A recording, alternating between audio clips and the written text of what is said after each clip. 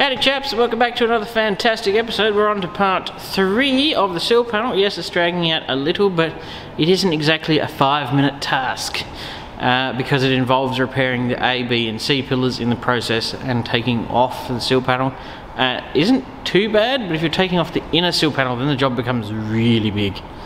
So it's probably the most comprehensive, it's fairly in-depth. And I don't know if I would suggest this to a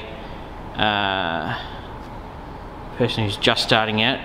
It's pretty nuts, and you've got to be committed because it is a big job. But if you see to my side here, you'll notice a brand new wheel tub.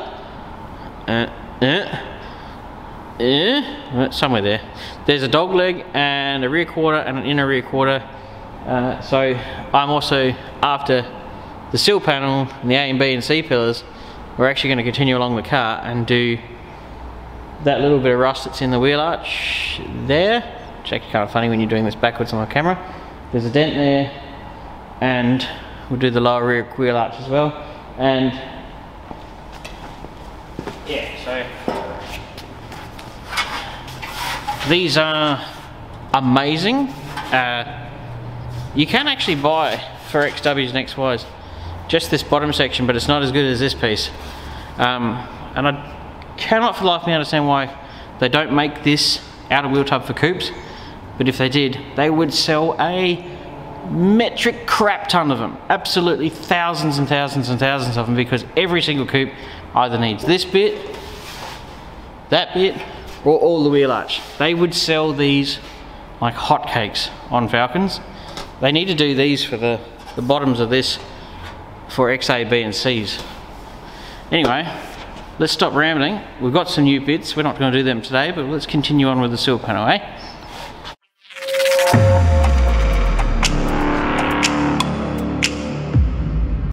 Alrighty, you remember this outer sill panel is just sitting on. Just clamped in for trial sake, really. Progressing along nicely. Last video's video I noticed was a teensy bit short. That wasn't on purpose, that was actually an accident. I was like, oh dear, I haven't filmed enough. Oopsies. Ah well, carry on. So, the reason I got the outer wheel tub was because it's rusty behind there. There's no outer wheel tub at the bottom there. It's probably going to have a hole through there. It's going to be dented there. I'm not going to change out the whole wheel tub because on a sedan it's actually a really annoying and painful job because of the way it's joined in, and there's it's hard to see, but there's also there's just a lot of stuff attached in this region here, and down in there.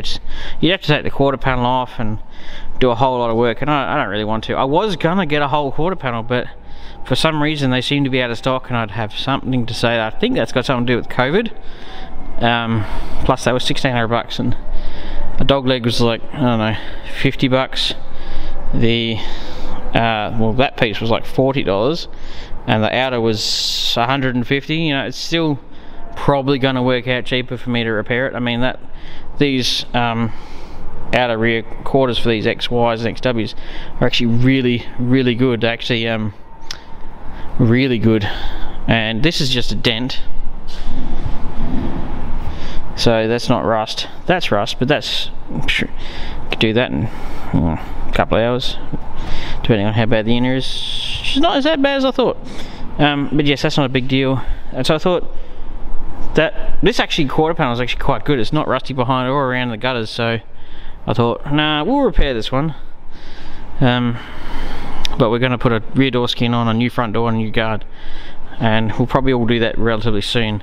I don't actually think this car needs a full sill panel and inner sill panel on the other side. It will need some repairs, as by that hole over there, but I don't think it's going to need the whole shebang like this side, because the other side was actually quite good, although I reckon it's going to need a lot of repairs in the front section. Bit of a bummer, but that's pretty normal. But if I don't have to do the whole shooting match, I'm not going to. So also, we've been, while this was in bits waiting a week for me to get back to it, I took see, take note of this. This is what this panel below here was like. Well, I put all the stuff in another bath of jungle juice, and I call it jungle juice. It's citric acid mixed with water. This was as rusty as the other thing. 1 day in that stuff. 24 hours. I mean, it's been pulled out and gone a little bit flash rusty, but that's pretty normal. But 1 day in citric acid. Smeg incredible. Oh, this was just a test. Look at that. Solid rust. If I clean that off, that would be spotless. It's one of the cheapest ways, and so while I've been waiting all week, I've had this stuff soaking in it. It's just been, yeah, flash rust is pretty good, but God, it works so well. At least it gives me a clean sort of starting point to repair these bits. But gee, it works well. I'd recommend anybody try the citric acid bath. I'm actually trying to convince DJ to do a huge bath and put an entire car in it to see how it comes out. Ooh, just had a phone call, but it's alright. Yeah, so I would love to see DJ put a whole car in it, but the jungle juice is it's not jungle juice, but it's just a little bit. To put a whole car in it would be an enormous task. You'd need probably a 20-foot shipping container and I don't know how many litres one of those would take up, but gee, you'd need a lot of it. But I just think it'd be funny, or at least half a car or something. But now we've got to play the game of where on the fruit biscuit was I up to? And damn, it's cold. Winter. I don't like it. Don't like it at all. Don't like summer. Don't like winter. I think I actually prefer summer because at least you don't seize up. Anyway, let's see where I got up to.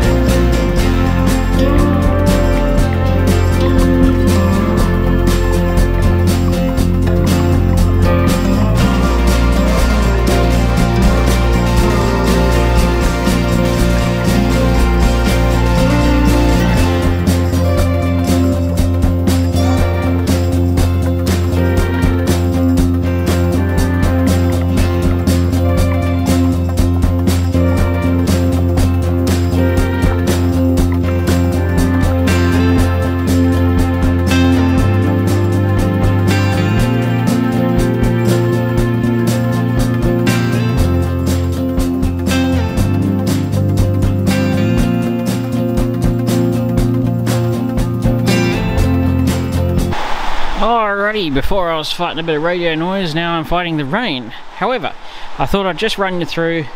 I've had to see the music thing. I've got to sort of film but sort of be creative about it, so I was just doing some passes to show you what I was up to. So before, you would have seen me get the seatbelt mount welded in. I put 2 spot welds and then MIG'd around the edges because I was like, well, that's probably a fairly important item. And it's ironic that it's just a piece of 3mm plate with a thread cut into it behind another piece of, well, probably 1.2 steel. That's the whole thing that holds you in the car. Anyway, so seatbelt mounts in. Don't forget to put that in, because if you put the sill panel on top, you won't be able to get that in afterwards. So you always make sure you're following at least some sort of psychotic procedure. So what we've done is added a few more welds. I've been under it, welded a couple of areas where the spot welder just simply can't do. Welded in the seatbelt mount using a bolt. Ran a tap through the thread while it was nice and easy to get out, so that in the future when I want to put a seatbelt bolt in there, it's, you know, pretty cruisy. And we used the lower section of the wheel house, I guess you call it, for exactly what I wanted to do. So I cut that piece off, put it on the other thing, and then cut it a little bit bigger, you know, safety go a bit more than you need. And then I trimmed it, dripped it down, welded it in there. Job's done, Bob's your uncle, fan's your aunt. Now, I didn't go nuts welding the, not welding, grinding down the welds, especially in areas that you're never going to see, because that's a waste of time, energy and resources. So the next thing, this is now ready to accept the outer sill panel, which you would have seen me prep up just before. Now I get asked, well, I think there's 2 questions I get asked. One is, how do I become as handsome as you? And 2, where and what? Where do you get and what is the I guess a copper paint that you use? It's U-Pole brand weld through primer. You don't have to use it, but it's a pretty good idea. A light coating of etch primer does work just as well, but you should always coat, you know, the join between seams with some sort of weld through primer. There is zinc and there is copper. I prefer the copper spray because I've found in the past that the zinc sprays tend to cause a little bit of, I don't know, janky welds. They're never quite right, as nice as this stuff. So I prefer the copper spray. It's what I was taught in the crash shops. It's what is used in crash shops, and it's, I mean, the factory never put anything between them anyway, so if you don't have it, I guess it doesn't matter, but you're just gonna accelerate rust, that's all. But anyway, copper spray, sprayed on after you bare metal all the areas, because I'm going to spot weld all this together, because if you've got the technology, you might as well use it. Although at this point in time, if you did not have a spot welder, this would be where you now need to drill out about a gajillion holes, because you'll need to put a plug weld hole every 1.5 inches all the way along here, and everywhere the thing's going to be drilled together. But I happen to be lucky enough that I don't need to bother about that. But that's what you'd have to do here, which means drilling and then prepping exactly the same way. But now that has had the bit cut off it, we've got the back half for the back of the car over meow. So that's all looking lovely, and we're going to put that in. Let's hope this video turns out okay.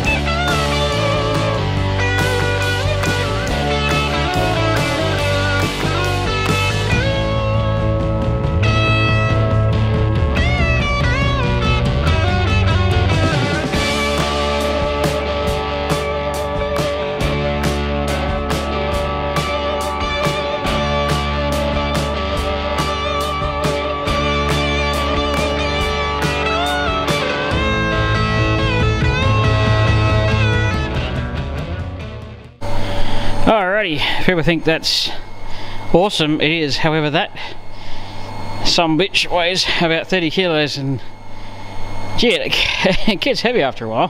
However, you really can't compromise on the welds it does. Ooh, there we go. Look at that. Bloody perfect. Literally factory. That is a good spot weld, nice and round. Sometimes they end up a little hinky, but you know, that's ideally what you want. God, it works well. I've had to stop because I've got to change the head because the floor pan is good to here, but then the floor pan dips down and this head can't clear it, so I've got to change heads to a shorter one to do that last little stint across the bottom. And of course that's the same head I'll use for doing in the channel. Don't know if I'll bore you with loads of that, it's just me doing beep. See, just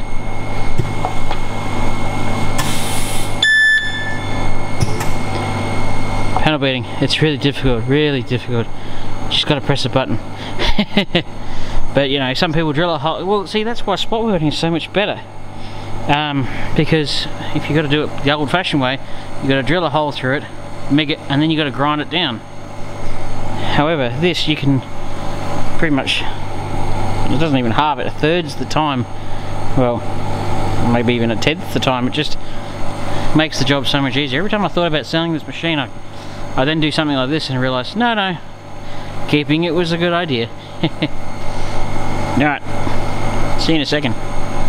Alrighty, the sill panel is now, all the spot welding is done. We're now moving on to some plug welding, which kind of sucks, but you know, you can't win them all.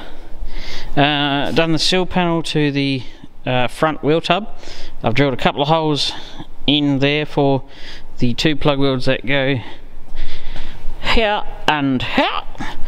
I've got to do, there's some stitching welding going on here and here once these are back in, and there's some plug welds up there because my tools just can't, my spot welders can't quite get all the nitty gritty bits, and then I can put the little end cap on the end of the sill panel and the sill panel will be done. Obviously there's still floor pan work to do and whatnot on the inside, but the main goal is to get the sill panel on, inner sill panel on, the I guess it's the inner torque box support, and that and all those areas repaired, and then that's a massive chunk of the car done. So progressing along quite nicely. Next I'm going to do some plug welding and some stitching, and then get the end cap ready to go on, and then I reckon we'll put some of that back together. Alrighty, yes, I'm continuing along even though it's starting to get bitterly cold. So, I skipped a few steps. Sorry! Hashtag not sorry. The inner piece, which is there, it's back in exactly the same spot it came out, including accounting for the 1mm cutting disc that I cut it off with. That's back in, fully welded. That was easy as cake to go back in because it wasn't rusty, it was perfect. It just came out and went back in. This bit is a little rusty, so the goal is to put it back where it was, which lines up perfectly. Now what I'm going to do is just do it like a standard rust repair, and you know, basically it's just a flat piece of steel across there with a couple of plug welds in it and a little seam, grind that. And then I'm going to put the dog leg on. It all depends on how much time I've got. I really want to put the end cap on. I haven't done that yet. It's sort of sitting in there, but not really. I thought, I'll just get this done because I might be able to get at least the C-pillar. Well, technically the C-pillar is reattached to the sill panel, but sort of get it so it looks like it's starting to make some progress, even though it probably is. I remember when I first got this car, it had been picked up by a forklift straight through here, and all of this was crushed up through the sill panel. And I had to sort of get a straight edge and belt it back down and make sure it was flat, but it seems to be all going back together beautifully. So make a repair panel now. Basically I'm just going to make a template, flat piece of steel, cut some straight edges and weld that in. Bob's your uncle, fanny's your aunt, and moving right along. Alrighty, I have to just do the end cap and then I'm going to call it quits because it's 9:30 at night. It's freezing bloody cold and I want to go home.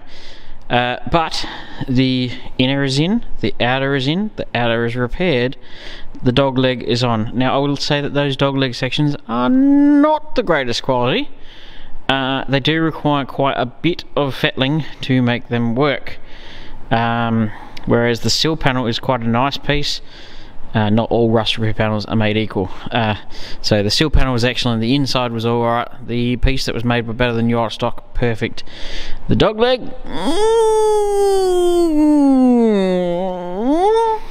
it's fine. Yeah, put it this way, there's going to be some bog on the end of that dog leg to shape it up.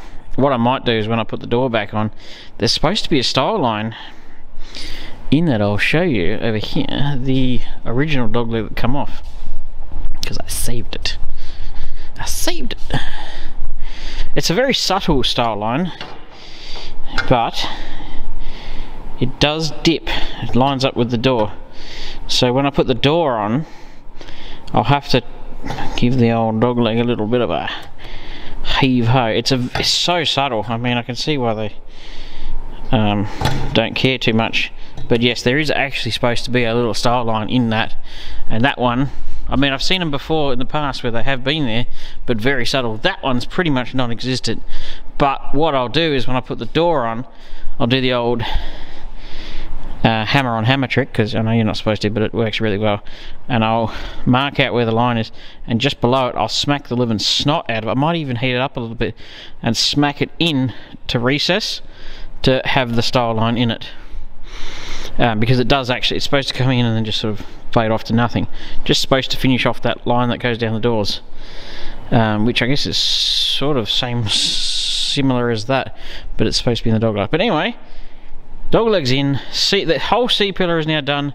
End of the sill panel, all sill panel except for the end cap, and all of the C-pillar is all perfect now. So onward and upward.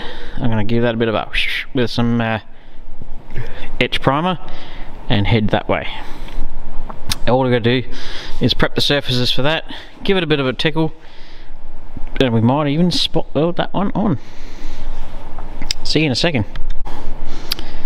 Alrighty, that's the end of part 3. Turn tape over. No. Well, you could. It's not going to do you any good though. Little wobble there. End caps on. We'll tackle the hole in the torque box in another video. The C-pillar and dog leg is all back together. Moving right along, in the next video we'll probably tackle the B and A pillar, and then we'll do the hole in the torque box, and then we'll go that way and head south for the winter. Oh, fabulous. Actually feeling good about that. Looks amazing. And people are gonna crush this car. Why? It's still good. I mean, this is what I tell people. It's had some areas a bit sad, yes, but look at the boot channel. I mean, there's some up there, but I don't know if the camera's gonna pick it up. Look at that. It's bloody amazing. I mean, there's some there. It's pretty good. Like, yeah, it's had some bits hacked out of it, literally, but we can fix that. I know a guy. And we got a roof over there, so it's all getting there. And the floors, you know, I hate floors, but not too shabby. I hope you like this video more than the last one. I sort of forgot to film enough in the last one, but you know, that's what happens when you're busy. So I'll leave it there, chaps. I'll see you on the next one.